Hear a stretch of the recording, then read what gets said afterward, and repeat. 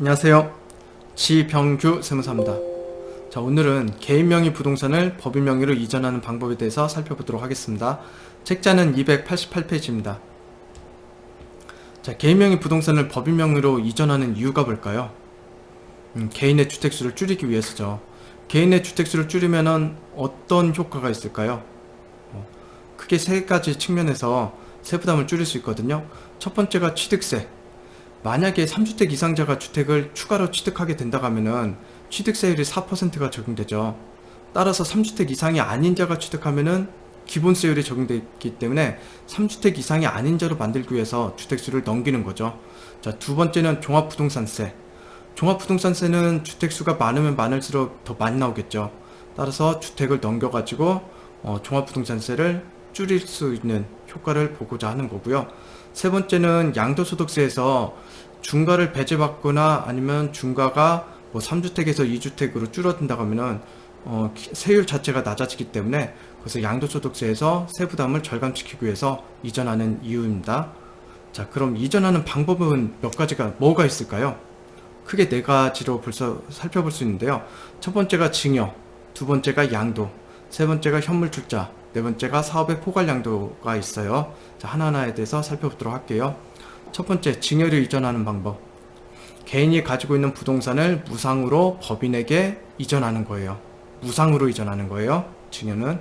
자, 그럼 개인에게는 적용되는 거는 아무런 세금도 적용이 안 되죠. 무상으로 이전했기 때문에. 그럼 법인에는요. 만약 법인이 아니고 개인이라고 하면은 부동산을 무상으로 받았기 때문에 증여세가 부과가 돼요. 근데 이거는 개인이 아닌 법인이기 때문에 법인은 자산 수중 이익으로 봐서 나중에 법인세가 과세가 돼요. 그리고 부동산을 법인이 취득했기 때문에 취득세는 별도로 납부를 하셔야 되는 거예요. 자, 두 번째, 양도를 이전하는 방법. 개인이 가지고 있는 부동산을 법인에게 유상으로 판다는 거죠. 돈 받고 판다는 거죠. 자, 그럼 개인에게는 양도소득세가 부담이 되겠죠. 양도소득세. 법인에게는 물건을 사왔기 때문에 뭐 취득할 때 내는 취득세 말고는 별도로 납부하는 세금은 없겠죠. 단 근데 주의할 거가 대부분 양도자인 개인하고 양수자인 법인의 대표자가 동일이네요. 그럼 특수관계에 있다는 거거든요.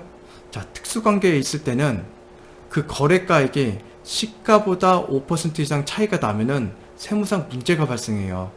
따라서 시가에 맞춰서 거래하는 게 제일 좋습니다. 자, 근데 만약에 대표자 개인 명의 부동산을 법인에게 높은 가격으로 이전했다. 그럼 무슨 문제가 발생하느냐? 예를 들어서 3억 원짜리 아파트가 있는데 그거를 법인에 넘길 때 4억 원에 넘겼다. 그러면 대표자 입장에서는 3억 원에 넘길 거를 4억 원에 넘겼으니까 1억 원의 이익을 더 본 거잖아요. 자, 그래서 그 1억 원에 대해서는 증여세가 과세가 돼요. 그럼 법인 입장에서는요? 법인 입장에서는 4억 원에 사온 거잖아요. 그죠? 근데 세법에서는 그 4억 원에 사온 거를 인정을 안고 원래 시가 3억이죠. 3억 원에 사온 걸로 인정만 해요. 그래서 따라서 취득가액이 4억 원이 아닌 3억 원이 되는 겁니다. 부당이익 계산 부위는 여기 한번 읽어보세요. 어떤 내용인지 읽어보시면 될 것 같아요. 이번엔 반대로 3억 원인 아파트를 2억 원에 가져왔어요, 법인이. 자, 그럴 때는 대표자는 원래 3억 원에 팔았으니까 3억 원에서 자기가 사온 취득가의 그 차이만큼 양도세를 내야 하잖아요. 그러면은 양도가액이 3억 원인 2억 원으로 낮아지면 양도 차익이 줄어서 양도세를 절감시키는 효과가 있긴 한데, 그렇게 본다고 하면 이거는 세부담을 임의로 감소시키는 거잖아요. 따라서 부당이익 계산 부인이 적용돼요. 따라서 내가 양도세 계산할 때는 2억 원으로 적용하지 않고 3억 원으로 적용이 돼요. 시가로 적용된다는 거예요. 자, 법인 입장에서는 부동산을 싸게 사온 거죠. 3억짜리를 2억 원에 사온 거잖아요. 그럴 때는 아무런 문제가 발생하잖아요. 뭐 법인 입장에서는 싸게 사오면 잘한 거잖아요. 그렇기 때문에 아무런 문제가 발생하지 않습니다. 자, 이번엔 현물 출자로 이전하는 방법 볼게요. 자, 현물 출자는 개인 명의 부동산을 법인에 출자해서 자본금으로 맞춘다는 거예요. 그러니까 내가 가지고 있는 부동산 3억 원짜리를 법인에 출자해서 내가 그 3억 원에 대해서 주식을 받는다는 거거든요. 그게 현물 출자예요. 현물 출자 진행 절차는 한번 보시면 되고요. 자, 그럼 현금 출자하고 현물 출자가 어떻게 다릅니까? 현금 출자는 자본금을 현금으로 내는 거예요. 그래서 회계 처리는 차변에 보통예금, 대변에 자본금 이런 식으로 들어가고요. 현금 출자할 때는 법인 설립이 용이해요. 근데 설립 비용도 비교적 적고요. 현물 출자는 자본에 유형자산이 들어가고, 차변에 유형자산이 들어가고, 대변에 자본금이 들어가요. 그래서 부동산을 투자해서 내가 자본금을 받는 거, 주식을 받는다는 거죠. 자, 자본금은 부동산 등을 감정평가받아서 그 평가 금액으로 자본금을 형성합니다. 그러니까 감정평가 꼭 이루어져야 되는 거예요. 그렇기 때문에 법인 설립 절차가 다소 까다로워요. 감정평가 받아야 되고요. 회계사 확인을 받아야 되고 그런 절차를 거쳐야 하기 때문에 기간이 장기간 소요되고요. 또 그런 감정평가나 회계사한테 확인을 받아야 하기 때문에 그만큼 수수료가 들죠. 그래서 법인 설립 비용도 많이 들어요. 자, 이번에는 사업 양도양수로 이전하는 방법에 대해서 설명드릴게요. 사업의 양도양수는 개인 명의 부동산으로 사업을 영위하던 자예요. 그러니까 사업자예요. 개인 사업자가 나중에 법인을 설립해서 개인 사업자에 있는 자산, 부채 모든 거를 법인 사업자로 넘기는 거예요. 자, 볼게요. 개인 명의 부동산으로 사업을 영위하던 자가, 이건 사업자여야 되는 거예요. 발기인이 되어 해당 부동산의 순자산가액 이상을 출자해 법인을 설립하고, 개인 사업자가 있는데 법인을 설립해서 이 개인 사업자에 있는 모든 권리와 채무를 모두 같이 이전하는 거예요. 사업의 포괄 양도양수. 자, 사업의 양도양수 진행 절차는 보시는 바와 같고요. 그럼 현물 출자와 사업 양도양수를 비교해 볼게요. 현물 출자는 사업용 고정자산을 법인의 현물로 출자해서 법인을 설립하는 거고요. 그럼 이전 대가는 내가 부동산을 주고서 내가 주식을 받아오는 거죠. 주식을 받아오는 거예요. 진행 순서는 현물로 먼저 출자하고 그 출자한 걸 가지고 법인을 설립하는 거예요. 자, 이에 반면 사업 양도양수는 내가 개인 사업자가 있어요. 개인 사업자 있고 법인을 설립해요. 별도로 법인을 설립해서 법인 설립 후 3개월 이내에 내 개인 사업자에 있는 사업용 고정자산을 포괄 양도양수하는 거예요. 자, 이전 대가는 주식이 아닌 현금을 받는 거예요. 현금.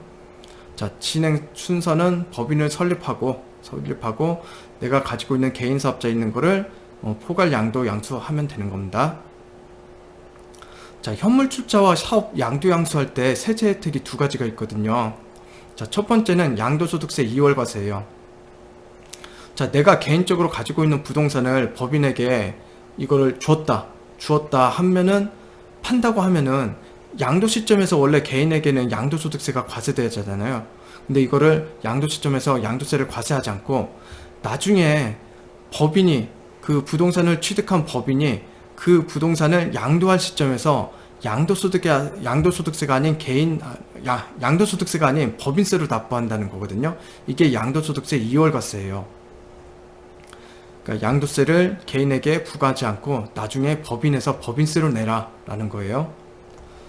자, 근데 5년 이내에 이게 거주자로부터 승계받은 사업을 폐지하거나 아니면 거주자가 법인 전환 후 취득했던 주식 있죠. 그거를 50% 이상 처분하게 되면은 이거가 사후관리가 적용돼서 원래 네가 납부할 양도세를 납부하도록 돼 있어요. 그러니까 이거는 사후관리가 있기 때문에 좀 하실 때 현물 출자나 사업 양도양수는 사후관리를 내가 지킬 수 있으면 해도 되는데 지킬 수 없을 것 같다. 그러면 하지 않는 게 좋을 것 같아요. 자, 사업을 폐지한 거에는 취득한 사업용 고정자산의 2분의 2상을 처분하거나 사업에 사용하지 않는 경우 이것도 사업을 폐지한 것으로 봅니다. 자, 두 번째 혜택이 취득세를 감면받을 수가 있어요. 자, 개인의 부동산을 법인이 가져오는 거잖아요. 그럼 법인이 가져올 때는 취득세를 납부하게 돼 있죠. 근데 사업의 포괄 양도양수나 현물 출자로 할 경우는 취득세 75%를 감면을 해준다는 거예요. 다만 감면받은 세액의 20%는 농어촌 특별세로 납부를 해야 되는 거예요. 자, 주택을 평가하니까 20억짜리가 있어요. 20억짜리 아파트가 있는데 얘를 일반적으로 취득했을 때는 취득세가 9억 원 이상이 되니까 취득세율이 3%가 적용되겠죠. 그럼 3% 적용하면은 취득세만 6천만 원 나와요. 6천만 원. 근데 얘를 현물 출자로 취득했다라고 볼게요. 현물 출자로 취득했다. 그러면 취득세는 원래 6천만 원 내야 되는데 여기서 75%를 감면받는다는 거잖아요. 그럼 75% 감면받으면 1,500만 원만 내면 됐죠. 다만 감면받은 세액의 20%는 농어촌 특별세로 납부를 해야 돼요. 감면받은 세액이 4,500이죠. 4,500만원, 4,500만원 곱하기 20%는 900만원. 그래서 전체적으로 현물 출자할 때 현물 출자 시 부동산을 취득하면서 납부하는 세금은 취득세 25%, 그 다음에 농어촌 특별세, 감면받은 세액의 20%에서 지금 만약에 20억짜리라 하면 2,400만원을 납부를 하셔야 됩니다. 자, 얘도 사후관리가 있어요. 취득일로부터 5년 이내 해당 사업을 폐업하거나 해당 자산을 처분 또는 주식을 처분한 경우는 감면받은 취득세를 추징당합니다.